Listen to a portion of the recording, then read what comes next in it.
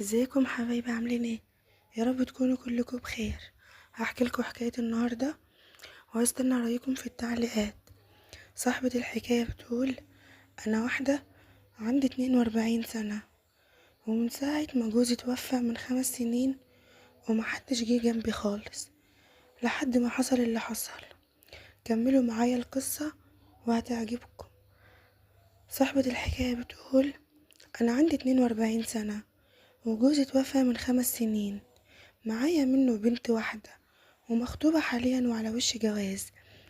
وجوزي قبل ما يتوفى كان شاريلها الحاجات الأساسية كلها في جهازها، وكان خلاص فاضلها شوية حاجات يعني بسيطة كده. بس للأسف معاش جوزي مش مخليني قادرة أكمل باقي الجهاز. قلت لها: بصي يا بنتي، احنا مش هنقدر نكمل باقي الجهاز بتاعك، لازم نشتغل. علشان كده احنا الاتنين لازم نشتغل في اي حاجة. قالت لي: خلاص ماشي يا ماما، انا معاكي في اي حاجة هتقولي عليها. قلتلها: خلاص، لما انزل السوق النهاردة هدخل كذا محل كده ملابس واسألهم لو محتاجين واحدة تشتغل معاهم وتساعد. فقالت لي: خلاص ماشي. وفعلا نزلت السوق في اليوم ده ولفيت كتير على ما لقيت محل ملابس عاوز واحدة عشان تشتغل، واخترت لها محل ملابس يعني علشان تشتغل معاهم، علشان يعني ما تعبهاش وتكون حاجة سهلة عليها. وفعلا نزلت بنتي واشتغلت وبقت ترجع البيت على الساعة 11. بس بكون مطمنة عليها لان انا دايما بكلمها على طول في التليفون. وبدأت ان انا ادور على شغل ليا انا كمان، ولقيت معرض موبيليا مكون من 3 ادوار. صاحبه راجل كبير في السن، عنده 65 سنة، وابنه هو اللي ماسك المعرض وعنده 35 سنة. وقعدت مع الراجل الكبير وابنه وفهموني ان شغلتي كلها هتبقى ان انا هاجي الساعة 11 الظهر، افتح المعرض والمع الموبيليا الموجودة وافضل قاعدة فيه. لو في زباين جم هرن على ابن صاحب المعرض ينزل من فوق، لان المعرض عاملينه في العمارة بتاعتهم مكونة من 3 ادوار. اول دور هو ده المعرض، وهم ساكنين في الادوار التانية اللي فوق. قلت لهم تمام مفيش مشكلة، وبدأت فعلا ان انا اشتغل. اول اسبوع كان ابن صاحب المعرض دايما بيقف معايا على طول، وبما اننا يعني قاعدين مع بعض دايما بقينا نحكي انا وهو عارف ظروفي كلها وحياتي، وان انا يعني حاليا ارملة ونزلت اشتغلت يعني علشان اجهز بنتي. وهو قال لي ان هو كان متجوز مرة قبل كده، وان هو خلاص مش ناوي يتجوز تاني، وان هو كده عايش باشا وملك ومش شاغل دماغه بأي حاجة. قلت له: بكرة تيجي واحدة تعجبك وتتجوزها. بس هو رد عليا وقال لي ان هو مطلق من 4 سنين، وشلت الموضوع ده من دماغي خالص. قلت له: على فكرة، هو انت عايش هنا مع الحاج فوق؟ قال لي: لا، انا قاعد في شقتي اللي فوق المعرض على طول. قلت له: قاعد لوحدك ازاي؟ قال لي: عادي، اتعودت على كده خلاص. قلت له: ازاي ده؟ انا مستحيل اقدر استحمل اكون لوحدي كده ابدا، انا ممكن يجيلي اكتئاب بسبب حاجة زي كده. قال لي: ما انا معظم الوقت يا اما في المعرض يا اما في الشارع، ما بقعدش لوحدي كتير. ولقيته طلب لنا اكل انا وهو، وبقى كل ما يجيب اكل لنفسه يجيب لي معاه، وعلاقتي بيه بقت كويسة جدا. قلت له: تعرف بنتي لو ما كانتش مخطوبة كنت خطبتها لك.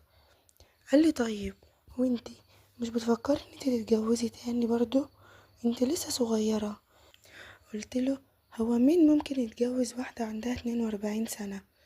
قال لي: بصي، انا مش بعاكس والله، بس انا هكلمك بعين الرجالة يعني كأني واحد غريب. قلت له: ماشي. قال لي: انا شايفك واحدة حلوة قوي ومهتمة بنفسك جدا، ولبسك حلو وشكلك يعني صغير، وغير برضو ان يعني ان جسمك حلو قوي. قلت له: بس هي وصلت لجسمي كده خلاص. قال لي: انا قلتلك انا ببصلك كأني واحد غريب، والناس ممكن يقولوا ايه عليك. قلت له: بس الحقيقة انا من بعد ما جوزي توفى وانا مقررة ان انا هعيش لبنتي وبس. قال لي: ما بكرة بنتك تتجوز وتبقي لوحدك، هتستحملي تقعدي لوحدك باقي حياتك ازاي؟ قلتله بصراحة مش هقدر. قال لي يبقى لازم تشوفي لك عريس من دلوقتي، بما ان يعني بنتك خلاص قربت ان هي تتجوز زي ما انت ما بتقولي. قلتله بس مين هيرضى يتجوز واحدة كبيرة زيي؟ لقيته قال لي اولا انا قلتلك ان انت شكلك مش كبير خالص، بالعكس انت شكلك حلو وصغير. وفضلنا ان هو كل يوم نتكلم مع بعض وبقينا صحاب قوي، ولما بطلب منه اي حاجة ما بيتأخرش عني خالص. لما اطلب منه مثلا ان انا عاوز اروح ساعة بدري او ساعتين ما بيقوليش حاجة. وغير ان الاكل اللي هو بيجيبهولي كل يوم بصراحة حبيته، وحبيت طيبته معايا وحنيته عليا، لحد ما بدأ كلامنا انا وهو ياخد شكل تاني خالص. وبدأ يقولي انت مبسوطة كده؟ هو انت مفيش حد يعني او حب يعني في حياتك؟ قلتله والله انا كل شغلي حاليا هي بنتي وبس، وفاضلها 6 شهور وميعاد فرحها هيجي، ولازم اجيب لها باقي الحاجة اللي ناقصاها، وبعد كده فوق لنفسي بقى، مش هيبقى ورايا اي حاجة. قال لي ما هو فاضلها ايه؟ قلتله فاضلها حاجات بسيطة، يعني بحوالي 4000 او 5000 جنيه. نزلنا انا وهي نشتغل علشان نحاول نجمع باقي المبلغ ده قبل الفرح واجيب لها الحاجة اللي ناقصة بتاعتها. لقيته قال لي طيب بصي، هتفق معاك اتفاق. قلت له ايه هو؟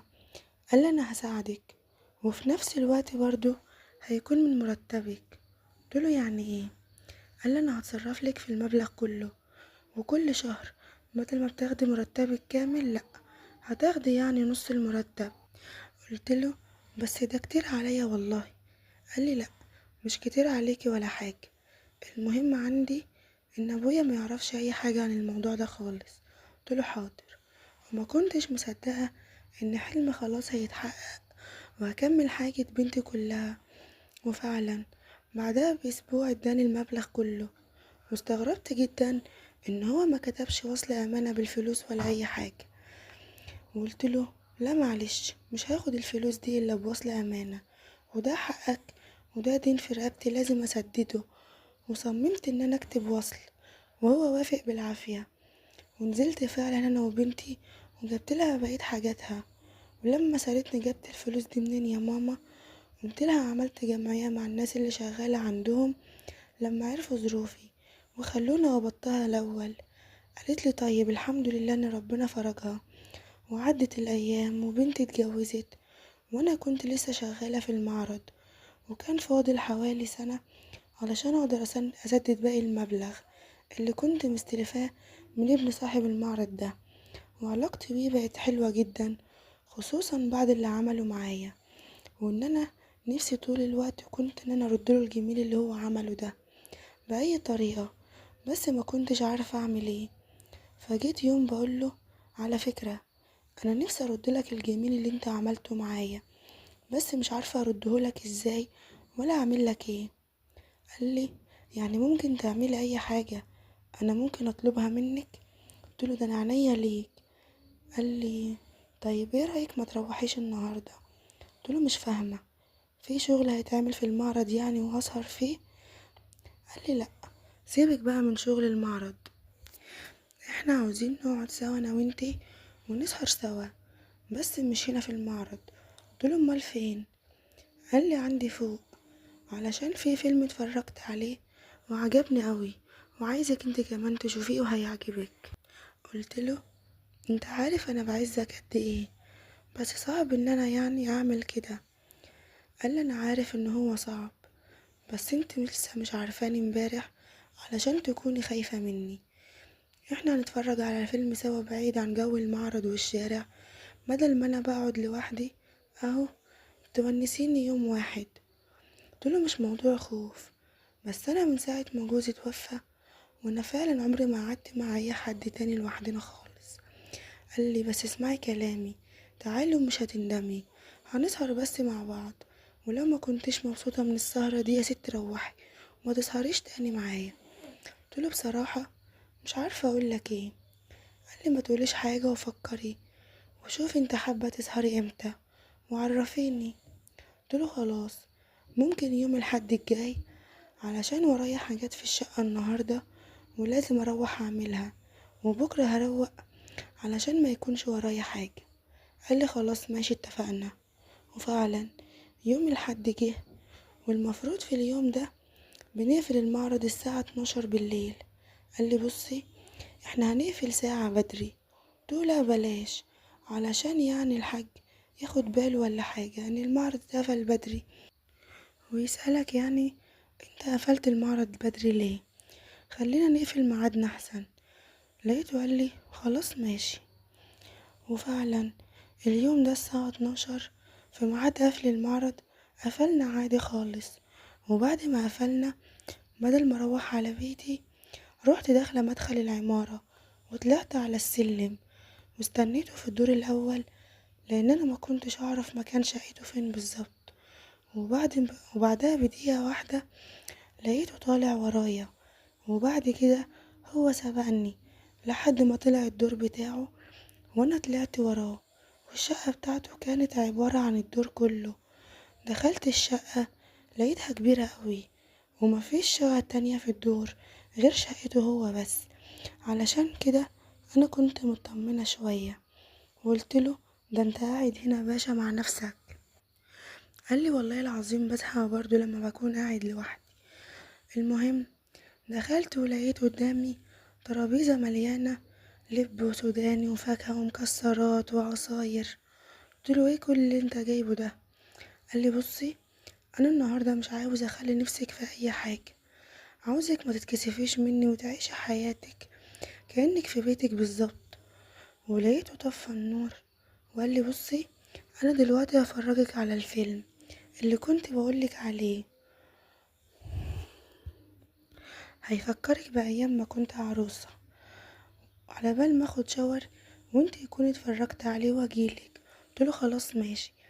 وراح طافي النور ومشغل التلفزيون ومركب فيه فلاشة، وراح مشغل فيلم ووطى الصوت بتاع التلفزيون.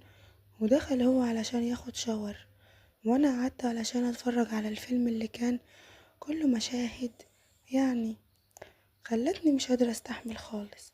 بعدها ب10 دقايق هو خرج من الحمام ووقف قدامي، وانا كنت بتفرج على الفيلم، وقال لي ذوقي عجبك؟ قلتله جدا، بس ده فيلم حلو قوي، بس خلاني تعبت شوية. قال لي ما تقلقيش، وانا هنا علشان راحتك. ولقيته بيقول لي انت فاكره اول حاجه كانت هي بتعمل ايه؟ قلت له ايوه. قال لي طب وريني، هتعرفي تعملي زيها ولا لا؟ قلت له تمام. وبصراحه لما شفت المنظر ما تخيلتش ان في حاجه كده خالص، وعملت زيها. ولما مسكتها بقيت حسيت ان انا هبقى اكلها اكل وانا بعمل كده. قال لي انا ما كنتش متخيل ان انت تعبانه بالشكل ده. وما سبتوش لما قال لي خلاص كفايه، انا خلاص ما بقيتش قادره استحمل كل اللي بتعمليه ده. وخدني ودخلنا جوه وعملنا كل حاجه، وكنت مبسوطه جدا ساعتها. ومن كتر اللي كان بيعمله معايا حسيت ان انا عينيا خلاص بدأت تغيب، وان انا مش دريانه بالدنيا، وحسيت ان انا في عالم تاني خالص. فضل يعمل كده حوالي ساعه، كانت اجمل ساعه في حياتي من ساعه ما اتولدت. وبعد ما خلص وقلتله مجنونة مين اللي توافق انك تطلقها؟ قال لي مش بمزاجها. قلت له انا لو في مكانها ما كنتش سبتك ابدا، انت اللي زيك قليلين في الزمن ده. قال لي يعني هتبقي تسهري معايا تاني؟ قلت له انا مش هسهر معاك بعد كده، انا عشقت السهر بسببك وبسبب كل اللي انت عملته. انا بقالي زمن محرومة من كل الحاجات الحلوة دي، حتى لما كنت متجوزة ما كنتش ببقى مبسوطة بالشكل ده. انت غيرت نظرتي خالص عن الجواز. قلت له طيب ايه رأيك تتجوزني؟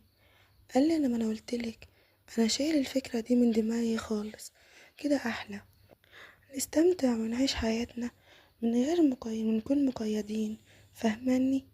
قلت له اه فهماك، بس برضو يعني الجواز استقرار. لقيته قال لي ولا استقرار ولا حاجة. قلت له طيب بس فكر في موضوع الجواز تاني، ولا انا ما عجبتكش يعني؟ قالي انت احلى من مراتي اللي كان عندها 25 سنة. قلتله طيب انت بس تجوزني وليك عليا اعيشك احلى حياة وهنيك وخليك اسعد واحد في الدنيا.